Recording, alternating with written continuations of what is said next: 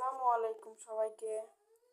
আজকে আমি তৈরি করে দেখাবো খুবই খুবই লোভনীয় একটি তরকারি রেসিপি, যেটা খুবই অল্প মশলায় খুবই সামান্য উপকরণ নিয়ে রান্না করেছি।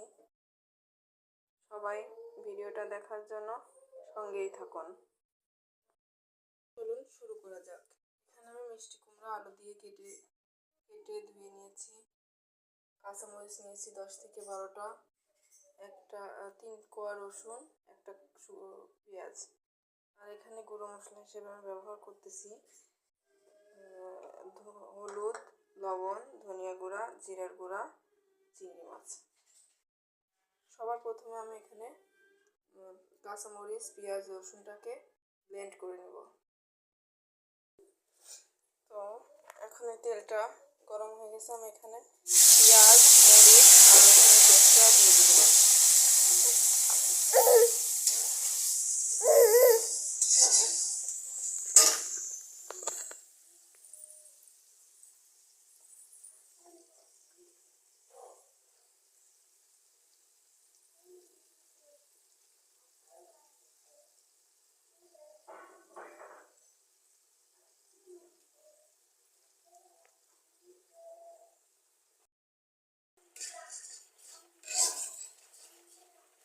এখানে মশলাটা একটু কষানো হয়ে গেছে।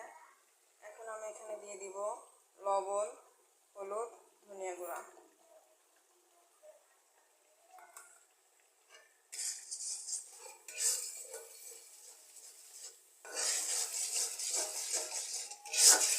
এটা যেহেতু ছোট চিংড়ি মাছ, তাই এটা আমি ভেজে নিলাম না।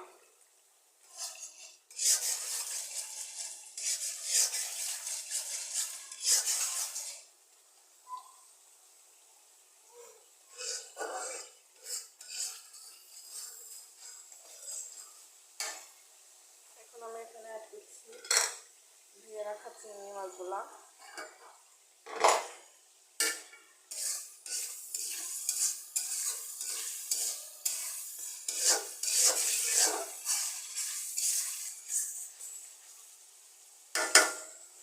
চিংড়ি মাছগুলো দিয়ে প্রায় 1 মিনিটের মতো কষানো।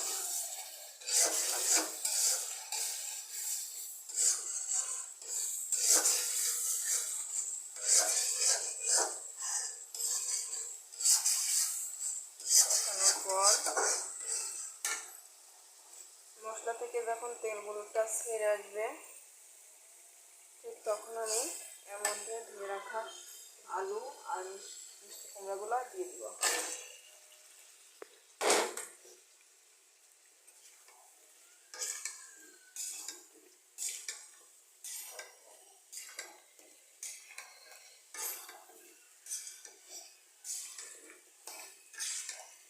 এখন এভাবে আমি এটাকে ঢেকে রেখে দিব 5 মিনিটের জন্য।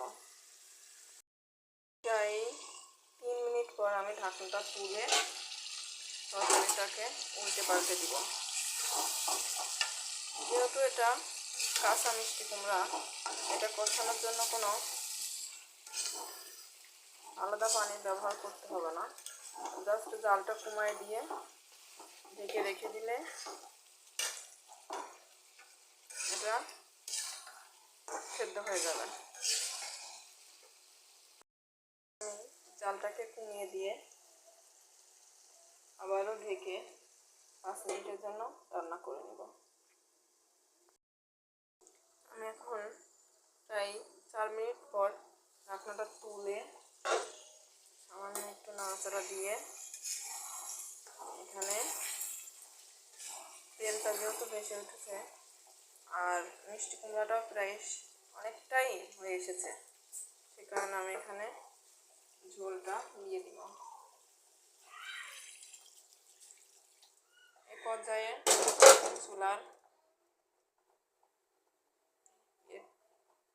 চুলাটা ফুল দেওয়া থাকবে।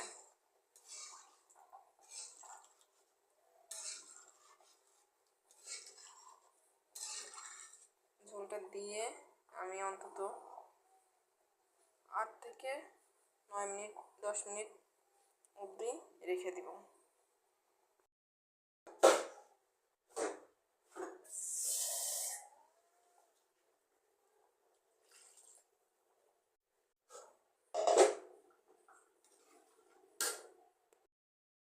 প্রায় 5 মিনিট পর আমি তরকারিটাকে একটু নাড়াচাড়া দিয়ে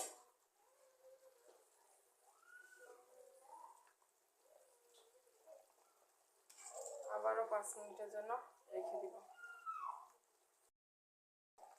10 মিনিট পর এই পর্যায়ে আমার তরকারিটা অলমোস্ট রেডি। আমি এখানে একটু জিরার গুঁড়া দিয়ে দিব উপর থেকে।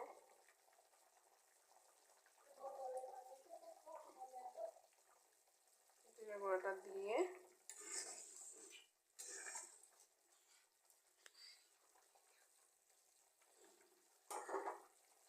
এক মিনিটের মতো জাল দিয়ে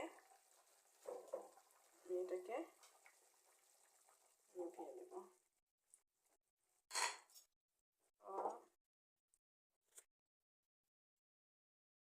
আমার তরকারিটা পুরোপুরি কমপ্লিট। রেসিপিটা সবাইকে ফুল ভিডিওটা দেখার জন্য ধন্যবাদ। ভালো লাগলে কমেন্ট, লাইক এবং শেয়ার করবেন। আর যদি খুবই ভালো লাগে তাহলে সাবস্ক্রাইব করে রাখতে পারেন, যাতে আমি নতুন নতুন ভিডিও ছাড়লে সেটা আপনাদের কাছে পৌঁছে যায়। ধন্যবাদ সবাইকে। আল্লাহ হাফেজ।